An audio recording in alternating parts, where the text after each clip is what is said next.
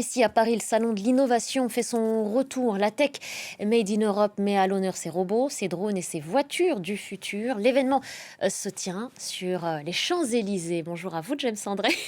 James qui nous fait coucou, voilà. Bonjour.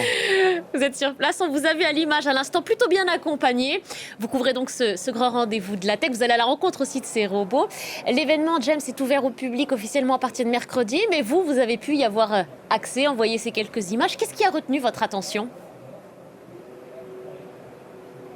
Écoutez, en fait, ce qu'il y a cette année, parce que c'est le 10e anniversaire de Vivatech, c'est qu'ils ont décidé de s'installer sur les Champs-Élysées et d'ouvrir au public. Vivatech, en fait, ça se passe plutôt porte de Versailles, au Parc des Expositions de Paris. Mais aujourd'hui, c'est une journée un peu spéciale. Et donc là, le public est vraiment invité sur les Champs-Élysées jusqu'à 18h à découvrir l'innovation européenne. Alors, on voit beaucoup de choses quand on se promène parmi ces 8 pavillons qui ont été bâtis sur les Champs-Élysées, qui sont piétonnisés pour l'occasion. Donc, ça va des robots, les robots que vous avez vu saluer, à qui j'ai serré la main tout à l'heure, mais on a aussi d'autres innovations. Par exemple, l'avenir des voitures volantes avec des nouveaux systèmes d'hélices qui les rendraient plus compactes et potentiellement possibles un jour. Qui sait, évidemment, il y a l'intelligence artificielle, c'est quelque chose d'absolument clé cette année avec les grands acteurs qui sont présents, qui font des démonstrations, qui expliquent au public ce qu'ils peuvent faire avec l'IA. Il y a encore beaucoup de gens qui ne savent pas complètement s'en servir.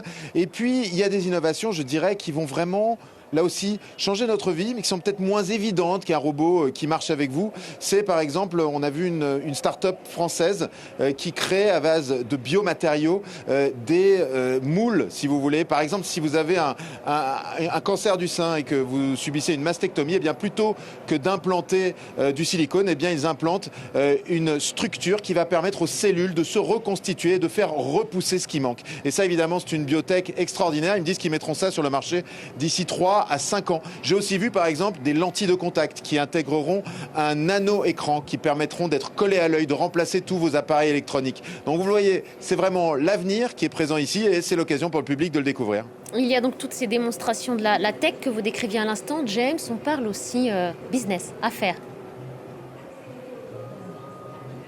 Absolument, business. Alors business, c'est plutôt porte de Versailles. Mais en fait, on se rend compte que Vivatech, en une dizaine d'années, c'est vraiment imposé comme le salon majeur au niveau européen. On vient ici du monde entier, des États-Unis, d'Afrique. Je propose d'écouter ce qu'a à dire son directeur, à qui j'ai pu parler tout à l'heure. Vraiment, ce que l'on souhaite faire aujourd'hui, c'est présenter au grand public toutes les innovations qui vont transformer leur vie quotidienne. Il va y avoir des choses sur la ville du futur, sur le travail, sur la santé. Et l'enjeu, c'est quoi ? C'est des robots, c'est des drones, c'est même une capsule spatiale, une quarantaine d'innovations que ils vont pouvoir découvrir et expérimenter sur les Champs-Élysées. Voilà, donc il y a des keynotes qui vont être faites par les grands patrons de la tech internationale.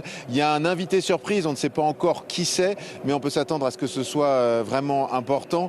Et puis, c'est l'occasion pour toutes ces PME, toutes ces startups, eh bien, de trouver du financement, de trouver des clients, de rentrer en contact avec des grands groupes, de pouvoir fonctionner en synergie. Et tout ça, eh bien, ça se passe à Vivatech. Et c'est donc réellement un rendez-vous incontournable aujourd'hui en Europe quand il s'agit de tech. Merci beaucoup, James André. Merci également François Bitouzé pour l'extrait qu'on vient de diffuser.